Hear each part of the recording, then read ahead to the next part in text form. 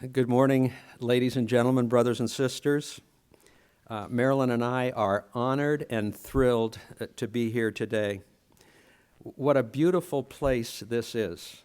When we were driving up from the Charlotte airport, we were just amazed at how beautiful the countryside is and reminded that it's a very special place. I had mentioned to read that many years ago my father owned a farm in Southern Virginia, and we used to love to come here and love to drive up and down the Blue Ridge Mountains, and so it's just great to be back. What a wonderful place to live and work and learn. Talk about Happy Valley. This is the place. It doesn't get much better than this. I hope that you realize what an amazing and wonderful time this is in your lives. Please cherish every minute. I love the small size of your school. I love the emphasis on a liberal arts education.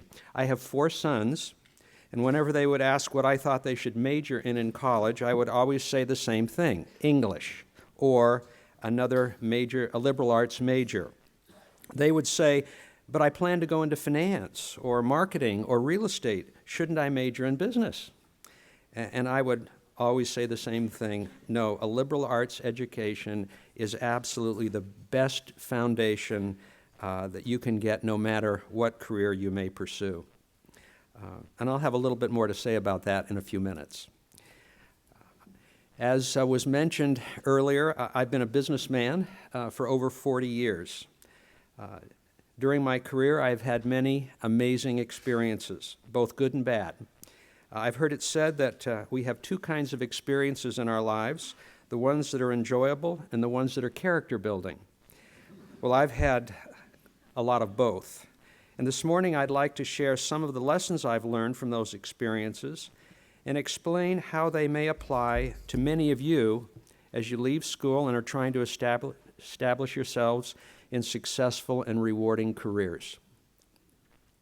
If you're not planning a career in business, that's okay. Most of these lessons apply to achieving success in any organized human activity, whether it's in the church, in government, in education, in your community, wherever. I will say this: if you have grown up in the Church of Jesus Christ of Latter-day Saints and you have paid attention, you have received a marvelous and extremely valuable education in leadership, be it business or otherwise, and you have a tremendous leg up over many other young people in that regard. Frankly, many of you already possess great leadership qualities because of what you have learned starting in primary. Why do I say that? Because the principles of the restored gospel and the teachings of the church are totally consistent with principles of good management and good leadership. A few years ago, there was an article in the Washington Post entitled, "If Harvard Business School Were a Religion, It Could Be Mormonism."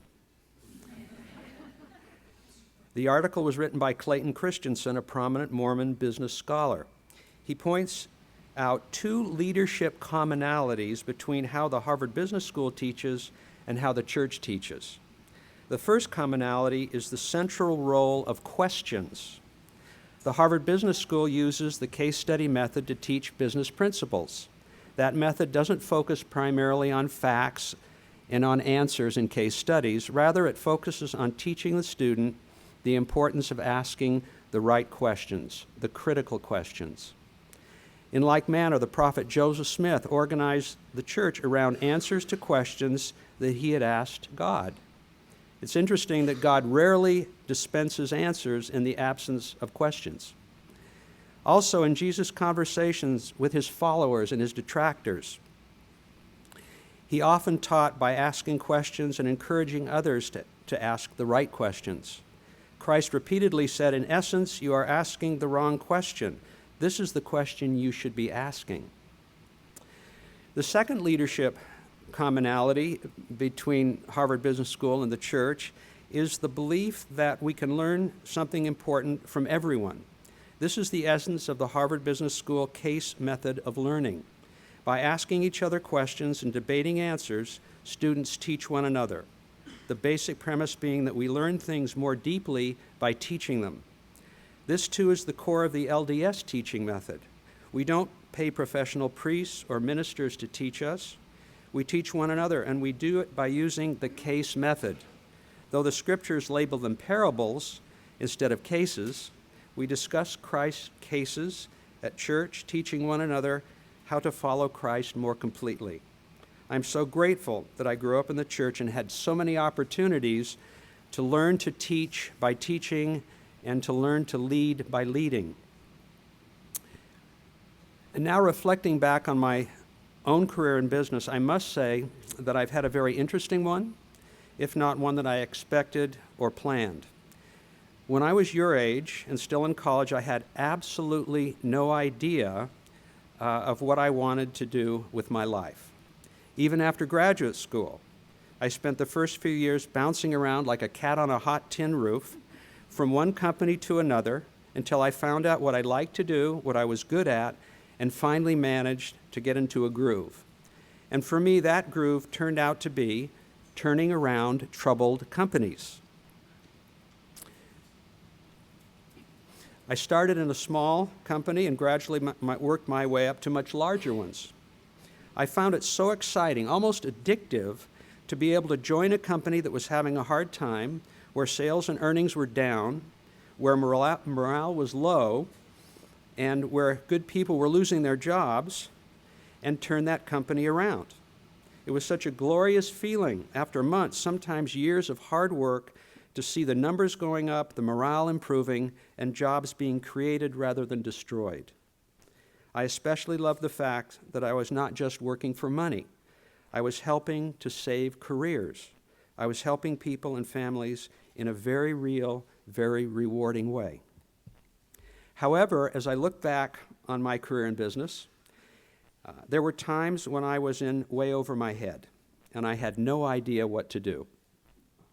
There was one time when our company was doing so badly that our banks no longer wanted to lend us money, which could have put us out of business.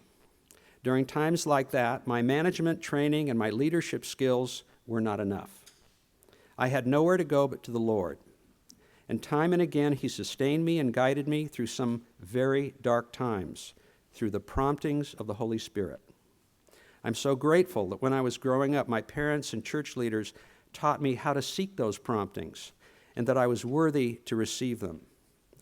During 2 of the turnarounds, I was called to be a bishop. During one, I was called to be a stake president. So you can imagine, I was keeping pretty busy. I'm also grateful for the support of a marvelous wife, who for many years had to be the CEO of our family. I was always a loving father and did the best I could to help raise our 4 sons, but sometimes I was so busy with job travels and church assignments that I had to count on Marilyn to carry far more than her fair share of the load. I will be eternally grateful to the Lord for leading me to a woman of such spiritual and emotional strength. Have I overstated the case, sweetheart? Okay. Actually, over the years, Marilyn has developed some wonderful leadership skills herself. Before we were called on our mission to Hungary, she was serving as the Stake Relief Society president. When we got back from our mission experience, she was called to be Stake primary president. So she's had a lot of important and wonderful leadership opportunities. And now let me shift gears. As I mentioned earlier, I would like to share some lessons, actually 6 lessons, I've learned over the years on how to achieve a rewarding career in business or any other kind of organization. When I say rewarding career, what I really mean is being happy in your job and over time being given opportunities to take on new and interesting assignments, take on more and more leadership responsibility, earn more and more money, and hopefully pay more and more tithing.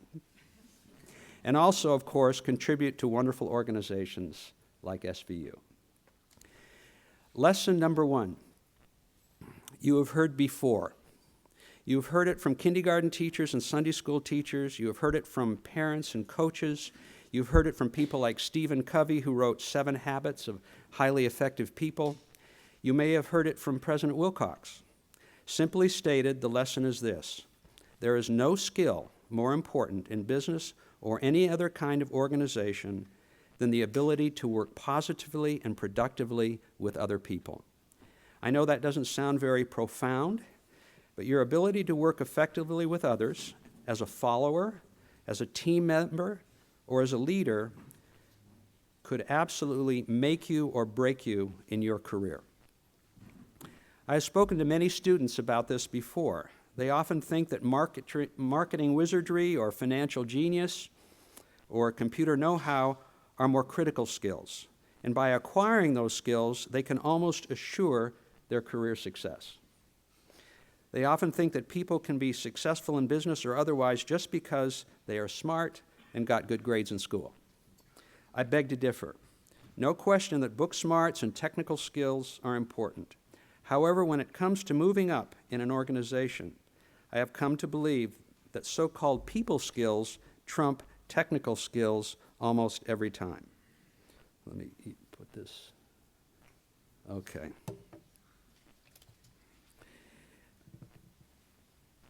And why is that? Why do people skills trump functional skills or technical skills? There is a very simple reason. Because all of those technical functions are performed by people who are human beings first and employees second, and whose primary concerns are about themselves as individuals, how they fit in, how they're treated, how much money they make, how soon they'll be promoted, how they can contribute and be successful. So if you are working in an organization and you are able to demonstrate the ability to connect with people and to motivate people, over time you will probably be given management and leadership opportunities over those who have not shown that ability. So you might ask the simple question, how do you best connect with and motivate other human beings? The answer is equally simple. You treat people exactly the way you have been taught to treat them in church and by the Savior, with integrity and genuine concern for their well-being. Stephen Covey called those true north principles. I have found time and time again when I base my business relationships on true north principles of integrity and concern for the well-being of others, I was able to motivate and lead people very successfully. However, to the extent that I have ignored those principles, I did not. Long ago, I learned the wisdom of and absolute truth of the following statement. People don't care how much you know, they only want to know how much you care. We have all heard that before. Please realize what an incredibly powerful concept it is. It makes or breaks careers. Lesson 2 is closely related to lesson number 1. No matter how smart or highly motivated a person may be, if that person cannot communicate effectively and persuasively with others, both verbally and in writing, he or she will probably not be as successful as they would like to be in their careers. It doesn't do much good to have great ideas if you can't get others to understand them and support them. I have known and worked with many people over the years who are bright and highly motivated, but failed to reach their potential because they were poor communicators. Perhaps in some academic and professional environments, you can get ahead by simply being smart and working hard on your own. However, in most organizations, your ability to convey and sell your ideas is often critical to your own success and perhaps even to the success of the organization. That is one reason I've always encouraged my sons to major in English or in liberal arts. They teach you how to think critically, how to write and speak effectively. Frankly, it has been surprising to me over the years how few people can do those things really well. No matter where you are in your career, if for some reason you feel that your communication skills are lacking, look for opportunities to continue improving. I always encourage young people just starting out in their careers to make speaking and writing a hobby. Believe me, you will get a great return on that investment if you can develop those critical skills. Also, if you're uncomfortable in social situations where so much interpersonal communication takes place, Make a real effort to become more outgoing and friendly. Do it now. It doesn't get any easier later. In watching General Conference last week, I was reminded once again what excellent communicators many of the general authorities are. Not only do they have great knowledge and strong beliefs, but they also are extraordinary at communicating those beliefs to others in ways that they can understand and accept. I've also learned the hard way that the real foundation of successful communication is not a huge vocabulary or a silver tongue, but good listening skills. And the higher you rise in organizations and the further removed you are from your area of so-called technical expertise, the more important listening skills become. I will tell you that nothing teaches you to listen more effectively than when you take a new job in a new industry and that job happens to be president. I'm sure President Reed has discovered that a few times. Several times I have joined a company as the president with little prior knowledge of the business or the industry and was expected to turn the company around. Frankly, I would spend the first several weeks doing almost nothing but listening. Over time, I learned to listen between the lines, notice subtle changes in emotions or body language, and pick up on patterns and recurring themes. Ultimately, I would take all that I heard, summarize it, prioritize it, and then work with the management team to develop a strategic plan, and finally work hard to get everyone to support that plan. But listening came first. A few years ago, I did a consulting job for a West Coast investment firm that was negotiating to buy a company, and they hired me to help assess the management team. We interviewed the managers, and it was very interesting to hear what they had to say about the CEO. Many of them were extremely frustrated that the CEO had become increasingly reclusive, communicating very little with middle management and other employees, effectively leaving them in the dark about how the company was doing. Clearly, the CEO was not listening and was not tuned into the feelings of the employees, and apparently did not understand how his lack of communication was affecting the morale and productivity of the company.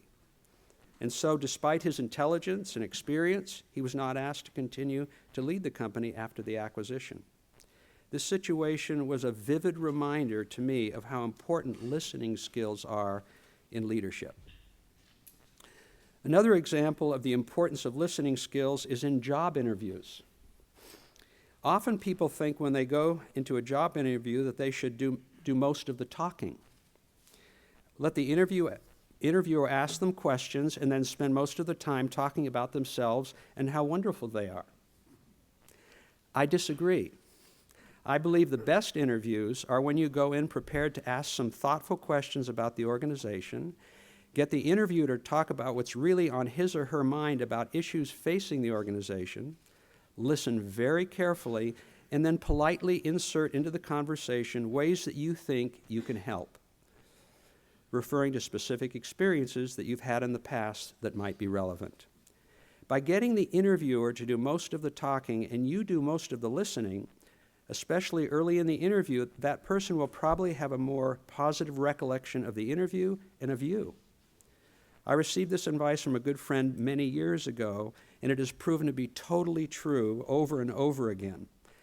I would say that if you can remember this one piece of interviewing advice, it is probably worth the price of admission today. Lesson number 3, how are we doing? We getting bored with these lessons yet? Lesson number 3 has to do with the power of passion. And let me make sure I'm okay. Attitude may not be everything, but having a passionate attitude toward the work you do can make a huge difference in your career. It is so important that right from the start, you pursue a career for which you have real enthusiasm. If you do, you will love going to work every day. You will work hard and put in extra time when you need to, and will probably become very good at your job. And obviously, the better you get at your job, the more in demand you will become, the more opportunities you will have for career advancement, and the more money you'll make. It's interesting, passion leads to competence, and competence leads stands out like a sore thumb. Let me repeat that. Competence stands out like a sore thumb in any organization. If you become really good at what you do, word will get around, not only in the organization where you work, but also in the world beyond. As I was watching the choir perform and watching the choir leader, I saw real passion. What a perfect example, not only of a great leader of music, but a passionate person about what she does. It was delightful. In hiring new employees, I always look for people with passion, who I thought would get emotionally involved in what they were doing, use their initiative, and refuse to accept defeat. In a way, passion levels the playing field between those of us with ordinary intelligence, who are willing to work hard, and the geniuses out there who are a little less motivated. If success in business were based on pure intelligence, I would not be standing here today. Thank heavens for passion. On the other hand, a lack of passion or enthusiasm will likely lead nowhere except to a very frustrating, emotionally unrewarding career. Please take my word for it that going after a job just for the money is generally the worst thing you can do, especially early in your career when it is perhaps most tempting to do so. If you go after a job that doesn't really excite you or challenge you because the money sounds great, you will probably start to lose interest rather quickly, and it will show. The best reason for making a job change is to increase your learning and to take on additional responsibility. As your learning grows and your ability to handle responsibility increases, the money will come. And it is important to keep in mind that your first job can turn out to be more important than you think. Once you have spent 3 to 5 years in a given industry or on a particular career path, the opportunity cost of going back and starting over may be too high. In other words, try to understand what you really love to do as early as possible in your career so that you will be happy on that path for a good long time. And if you discover in your first job or two that you're not excited about the career path you're on, that you've chosen, bite the bullet and as early as you possibly can, and make the change as early as you can. Lesson number 4. Becoming a good planner. Becoming a good planner is becoming an absolutely critical skill in an increasingly complex, fast-moving world. Generally, the most successful organizations and the most successful people in those organizations are very good planners. They're highly disciplined in thinking through their actions well in advance. Why is that important?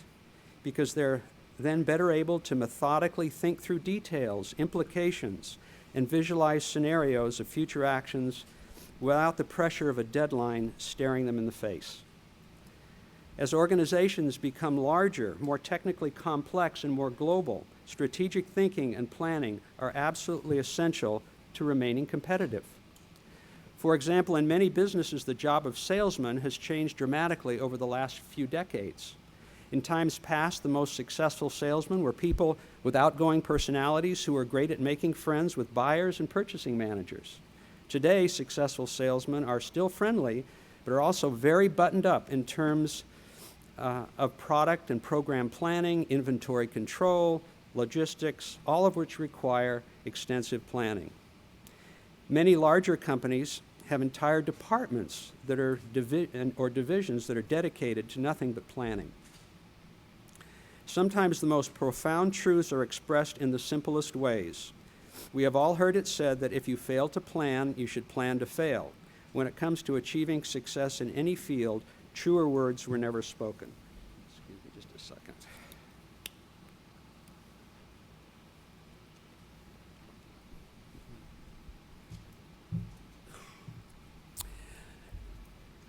But in regard to planning, a personal word to the wise. If you find that you are always running behind, you're always running behind, always putting off decisions until the last minute, or are always reacting to events rather than being prepared for those events, I encourage you to work hard to develop a planning discipline in your life. If you learn planning skills and discipline while you're still in school, you will benefit tremendously in your career, whatever that career may be. All of you returned missionaries, I know, have had a lot of experience planning. You've learned how to plan well, and I just encourage you to keep it up. Lesson number 5 has to do specifically with how you go about building your career. Many of you may not have even started thinking about life after Buena Vista. Others may be fairly close to graduation. This lesson may mean more to those who are about to graduate, but I'll share it with all of you because you're all going to be looking for jobs one day, most of you. The lesson is this: as you think about your careers, it is important to establish long-term goals and then take logical steps one at a time to achieve those goals. That means avoiding the temptation to jump from one job to another every time you find a fun-looking opportunity. That may be exciting and even financially rewarding for a while, but often leads to disappointment down the road when you realize that you have not established the kind of solid, consistent track record you need to qualify for higher level or more challenging jobs. Having said that, I would also say that for many of you, an opportunity may come along someday to take a job that seems too risky, but would allow you to take a quantum leap in learning and responsibility. In those situations, my advice would be to take a careful look at the job and the organization to see if there's perhaps more opportunity and less risk than it would appear to the casual observer. If you think there is, and you've prayed about it and you feel good about it, then take the leap. Or as an old friend of mine once said, when you see daylight, run. In other words, do not be so determined to stay on a specific career path that you pass up what could be a wonderful opportunity that is really custom-made for you, perhaps.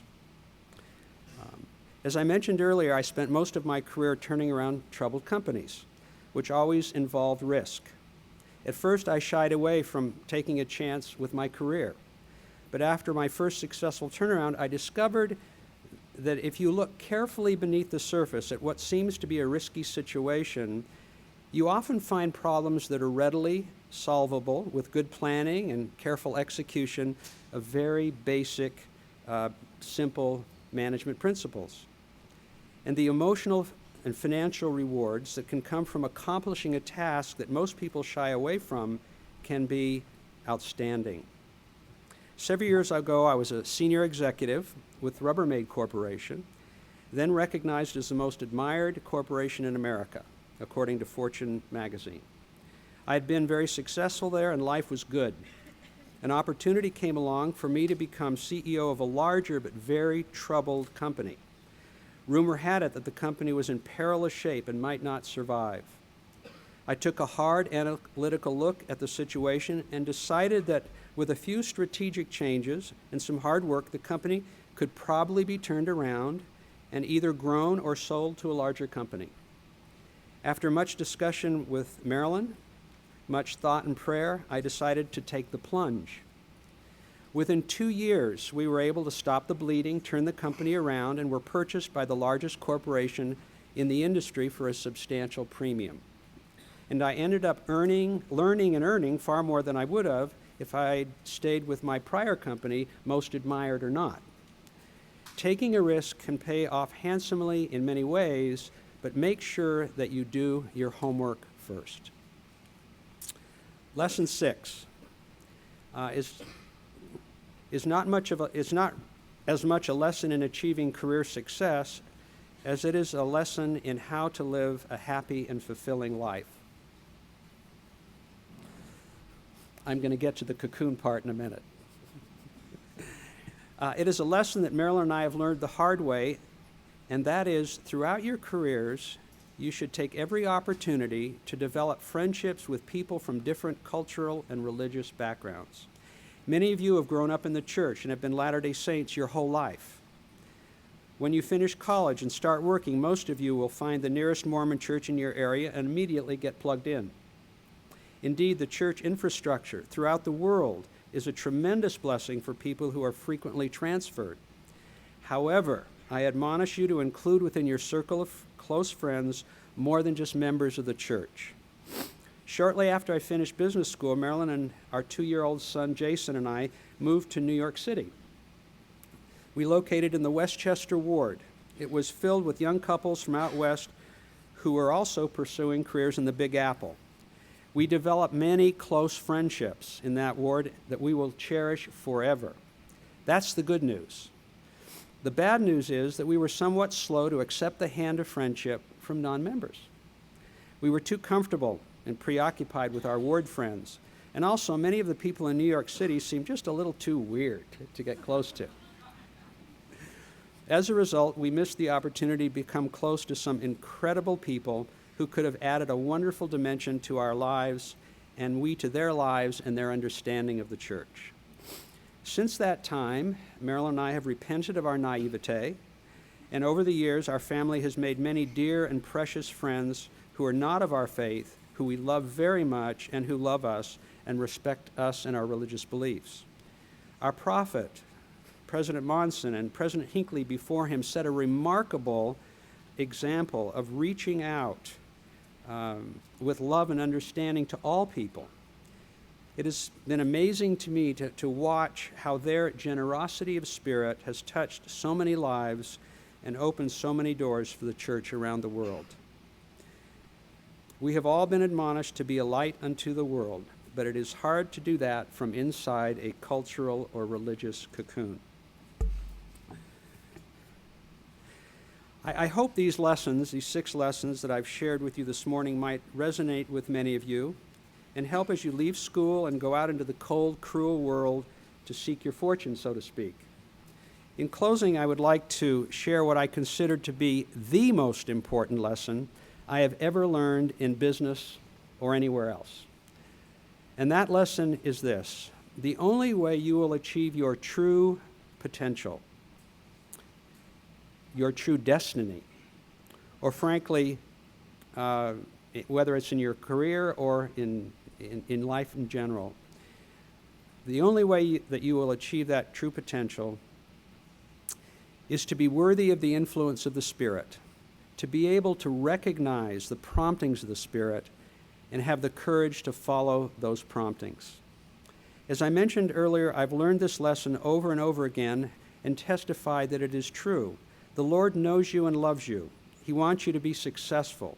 He can help you find the right profession for you, and then help you be happy and successful in that profession.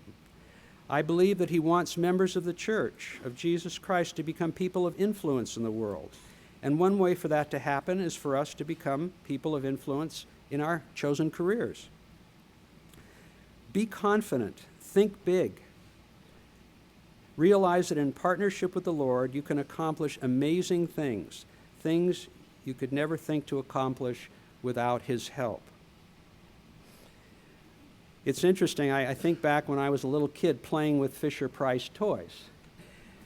I never in a million years would have managed or imagined that I could become CEO of Fisher-Price. So again, think big. Don't sell yourself short. Have confidence. In partnership with the Lord, you can accomplish virtually anything. I cannot say that the Lord will always lead you to great financial success, although He may. I cannot say that He will lead you to an easy, problem-free career with no bumps on the road, although He may. Frankly, I can't even imagine that. However, I can promise you that He will always lead you toward activities in your life, career or otherwise, that will ultimately bring you the greatest peace and joy in this life and in the life to come. How could we ask for more than that? Always remember who you are. You are more than creations of God. You are children of God, His offspring, with the potential to become like Him. Never sell yourself short. And as President Uchtdorf said last weekend in General Conference, He will find you. And I testify that our Father in heaven will find you, and He will guide you and bless you in your careers and in your life. I am so thankful for the influence of the gospel in my life. I'm so thankful for a loving and supportive wife who has always set a great example for me and who has done a great job of listening when I've done too much talking. It's delightful to be here with you. I look forward to meeting some of you, and I look forward to being able to join with you on Sunday evening for Fireside. Thank you very much.